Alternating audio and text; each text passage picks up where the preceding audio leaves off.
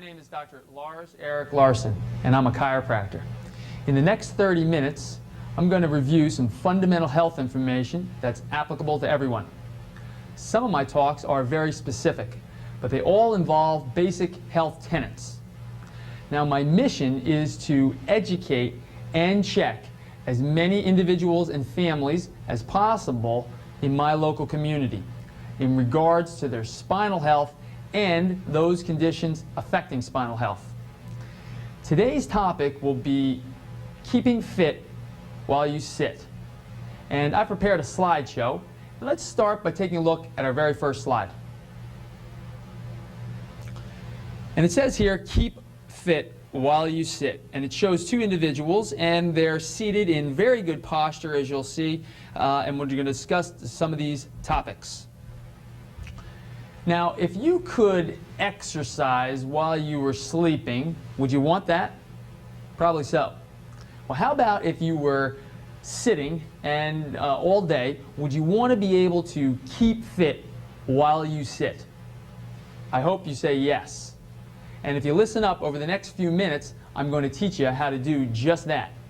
See, the fact is that most of us are in a sitting position most of the day, more than any other position. Now, if we don't take proper precautions, if we don't learn how to do it in a healthy manner, then we're creating some very serious health problems for our future. Let's take a look at our next slide. What is wrong with sitting? Well, there's a whole list of conditions here, a whole list of things that can go wrong. Mid-back rounding, carpal tunnel syndrome, eye strain, osteoporosis, sluggish digestion and constipation, even headaches and back pain. Now the question is, when you're sitting all day, do you think that you have great blood circulation throughout your body? The answer is no. And how about your whole digestive tract? Do you think things are moving properly through there when you're in a seated position all day long? Once again, the answer is no. And how about our respiration? Do you think our rib cage is moving back and forth? Do you think we're taking dynamic breaths when we're in a seated position? Once again, no. What actually happens when we're in a seated position is that you have stagnant blood flow. You have very poor digestion, constipation, and you have reduced oxygenation, reduced need to breathe in the seated position. In addition, it changes the way that your internal environment is set up because it changes your posture. We see that rounded back and that forward head position, and that's one of the conditions that can be caused by a long-term seated profession. Other conditions such as carpal tunnel syndrome, fibromyalgia, arthritis, even headaches and joint pain are caused in many ways by extended sitting positions. We're going to take a look at some of the different things and ways you can avoid all this in the future. So let's take a look at our very next slide.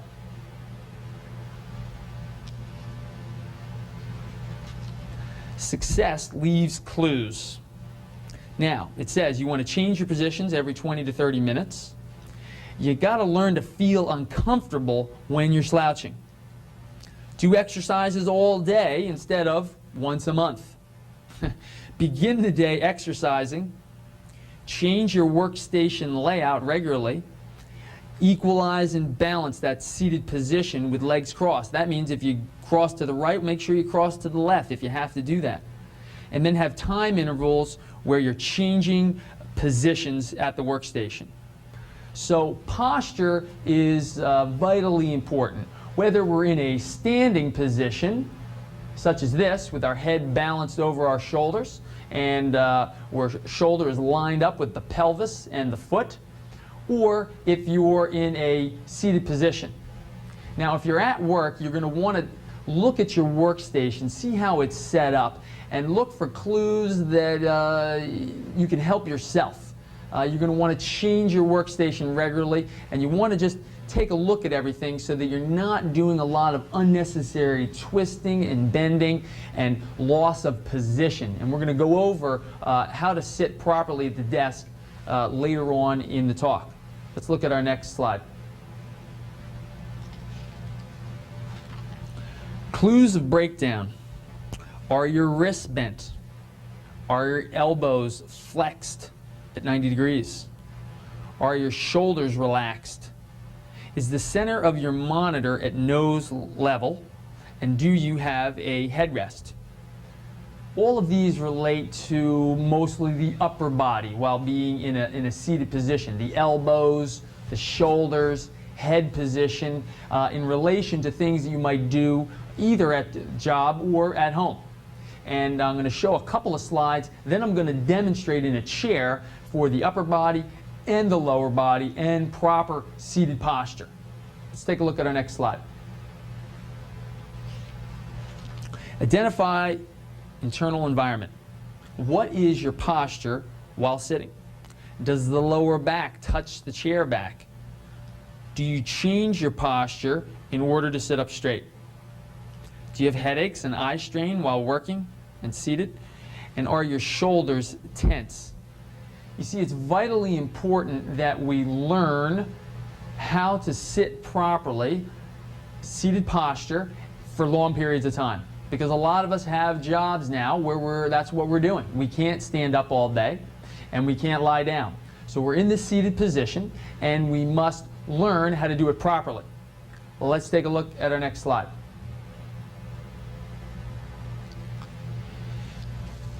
Identifying your work environment. This slide goes over more of the lower body features. Are your feet firmly planted on the floor? Are your hips at the level of your knees? Does your chair have armrests? Is your seat height adjustable? And do you have good lumbar support?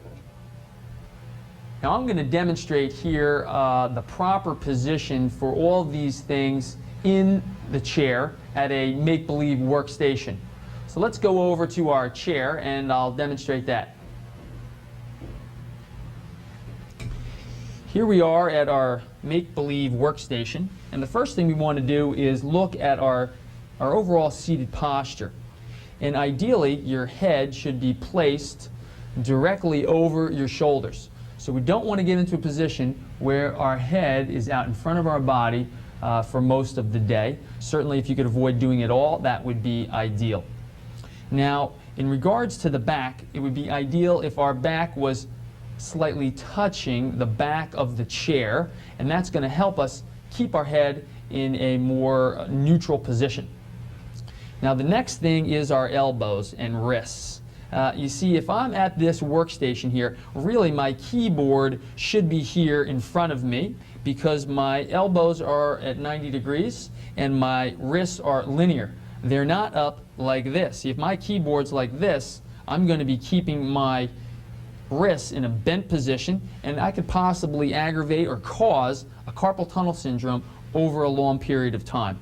So you've seen trays here that come out underneath. So if this is my position, we're going to want to keep that keyboard right here, and we're going to want to keep the shoulders relaxed in this position, and our head is going to be looking forward and slightly up. We don't want to be looking down because that forces us into more of a forward position.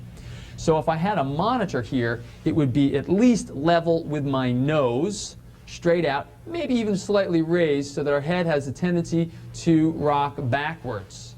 In addition, if I was going to answer the phone, we'd have a headset on so that I could talk without turning my neck like this, because that is going to give us a real problem over time. So that's some of the upper body positions and proper posture in the chair.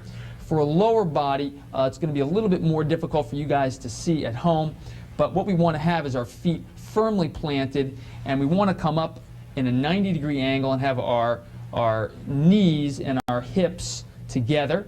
We definitely want armrests for our chair, and we want to be able to have adjustability for seat height so that if your chair is locked not everybody's the same height. So we're going to want to be able to adjust it up and down, and this chair has that.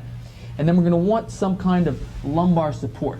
This chair is properly designed, and I can sit quite comfortably in this chair. But if it's a straight back, you might have the tendency to sit forward on the chair, and that's going to start this whole sloping position where if our monitor's down and we're like this, we'll end up the whole day leaning forward, hurting our wrists, hurting our shoulders, hurting our low back, and creating the conditions for all kinds of other problems in our future. Let's go back to our slideshow.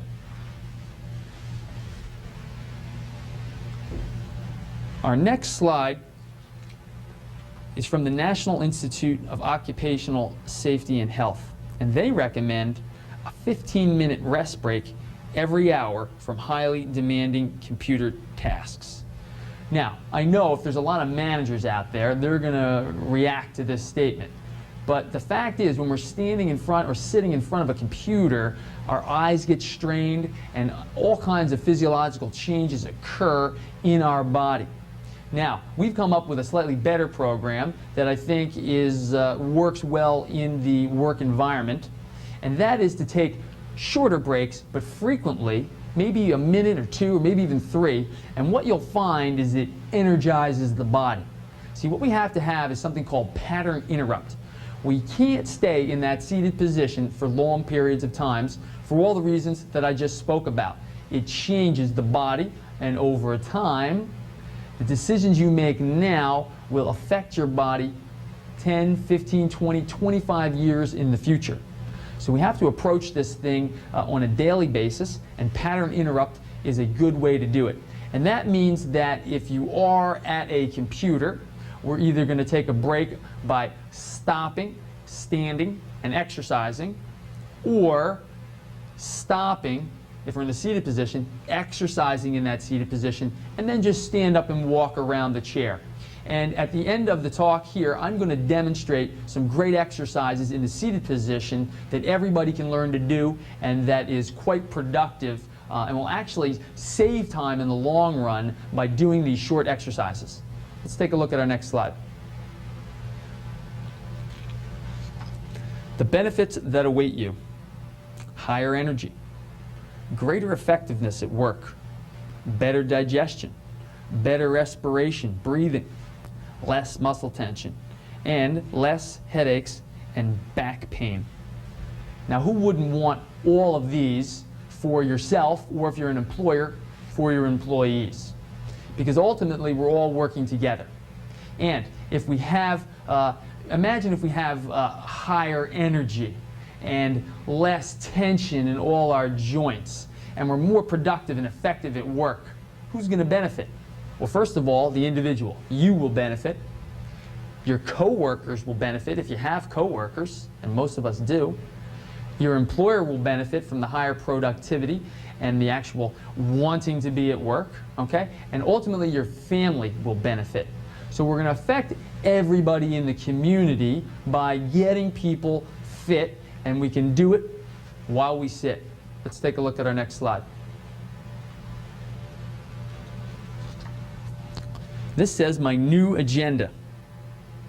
Now, we can start slow and take baby steps, because I don't expect everyone to immediately change everything that they're doing at work or in the seated position.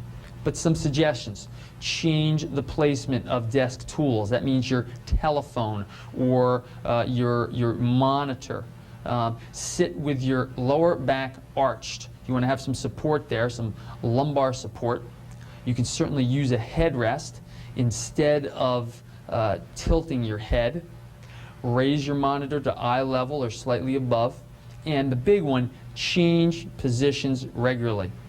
So if we look at our desk and say we move the phone from one side to the other, and we elevate the monitor screen of our keyboard, and we become more aware of certain drawers that we use and the motions that we make in order to get something from a drawer. A lot of us will stay seated and twist our bodies into a funny position in order to get something from a drawer.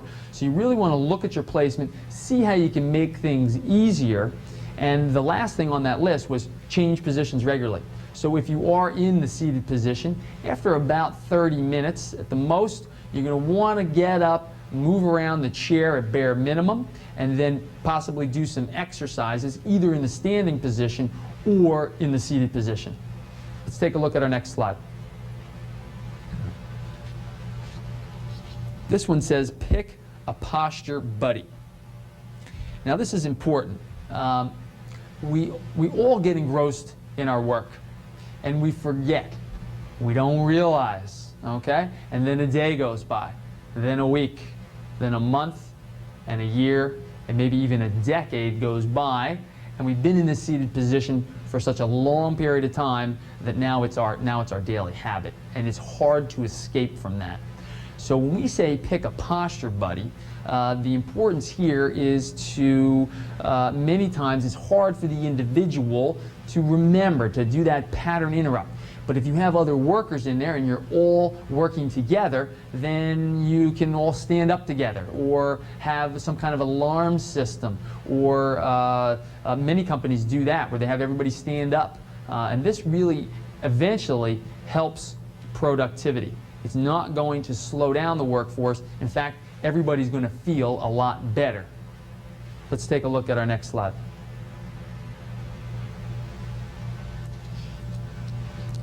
Now I've designed a chart for you, and before we go into some stretches we can do, I'm going to have us all look at this low back chart. I want to be able to show each and every one of you one of the things that can happen from a chiropractic perspective when we have poor seated posture. Now this can either cause a low back condition or it can aggravate a low back condition. And let's pan over and take a look at our low back chart. And this one says low back curve decay. Healing takes time. You'll see all the way to the right is a normal lower spine or a lumbar spine, and then there's the pelvis, and that little ball underneath, that's the hip joint. So you'll see a natural curvature there, and some of the different things that can happen is that the curve can increase. So a lot of positions force us into an increased curve. The harder ones to heal, though, actually are when the curve starts to straighten, when we lose our lumbar curve. Now you'll see in this next one it says 6 months. That's about the time it takes to get that changed and healed. And that curve is bending back upon itself. It becomes even worse when it becomes totally straight, and I see this as a chiropractor many times. And then we'll see something where it's not only straight, but starts to go forward. Now this is a very dangerous condition because you've changed the architecture of the lower spine. And this is the foundation that holds up your whole body.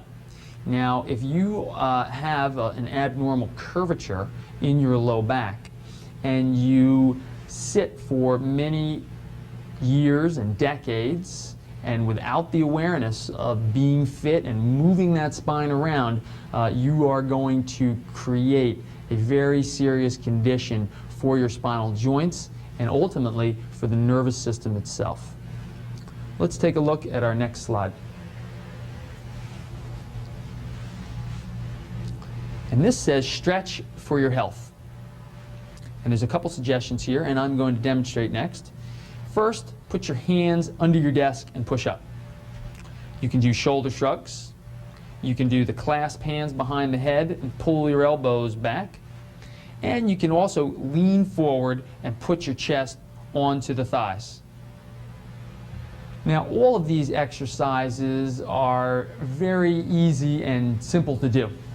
And they're not designed to take a lot of time, but done throughout the day, a little bit at a time, over a long period of time, weeks, months, years, they'll be extremely effective of helping you not only with your blood supply, right, and your digestion and your breathing, okay, but also with your spinal health. And as a chiropractor, that's the most important thing for me. See, the spine likes motion. It likes movement in there, and that helps to promote proper nerve flow throughout your body. So, there's a lot of benefits to doing these. Let me demonstrate right now. I'm going to go back to the chair and I'm going to do some of these simple exercises. And here we are back at our make-believe workstation. And the first one we might do is we're in our seated position and we're merely going to place our hands underneath the desk and we're just going to do an isometric and we're just going to press up with all our might and we're going to activate all of our upper body musculature. And that seems very simple, but it can really open up. You'll really feel your arms and all these muscles start to change when you do that. Now another one is to place your hands up underneath your legs like this, and you're really just going to try to lift your body up. So you're going to push up with your body. Some of us will be able to actually lift our body right off the chair, and if you can't, the idea is just to stretch those arms and push and use some of those muscles, and that can be very effective. Now another one is, it seems so simple, but it is to push your chair back and then drop your whole body down towards your chest and bring your knees down there and hold and stretch, and anybody can do that exercise. Another one is to put your hands behind your back and then you're going to reach back with your arms. This one feels quite good for all the shoulder region. And another one for the shoulders would be to, and I'll turn towards the camera, try to help everybody, but we want to inhale and lift our shoulders. So we're going to lift and breathe, okay? So inhale and lift the shoulders, and then we're going to pull our shoulders back and our head back and hold. And then we're going to exhale. So it looks like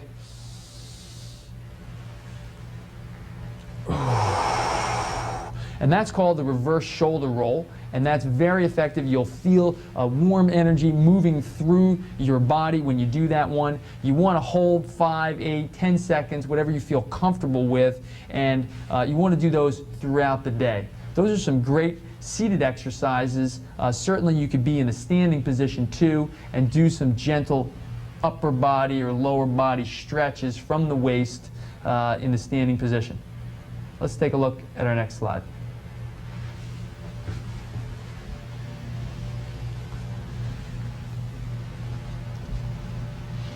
And this reinforces, this slide, the brain-body connection.